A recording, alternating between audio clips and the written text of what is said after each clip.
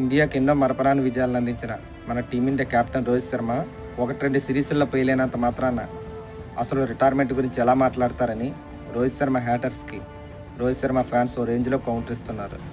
2019 నుంచి టెస్టుల్లో టీమిండియా తరపున అత్యధిక రన్స్ 2716 అతడివేనని గుర్తు చేస్తున్నారు. అంతేకాదు 2023 వన్డే వరల్డ్ కప్ టోర్నీలో అసలు ఓటమనేదే లేకుండా టీమిండియాను ఫైనల్ వరకు తీసుకెళ్లారని, ఇదే ఇయర్ 2024 జూన్ 29న సౌత్ ఆఫ్రికాపై టీ20 వరల్డ్ కప్లో ఫైనల్లో గెలిచి టీ20 వరల్డ్ కప్ టైటిల్ని టీమిండియాకి అందించారని పోస్టులు పెడుతున్నారు.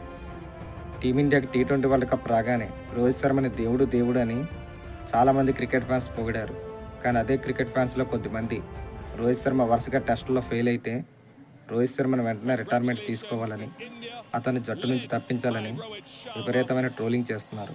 అలా ట్రోలింగ్ చేసేవారు అసలు క్రికెట్ ఫ్యాన్స్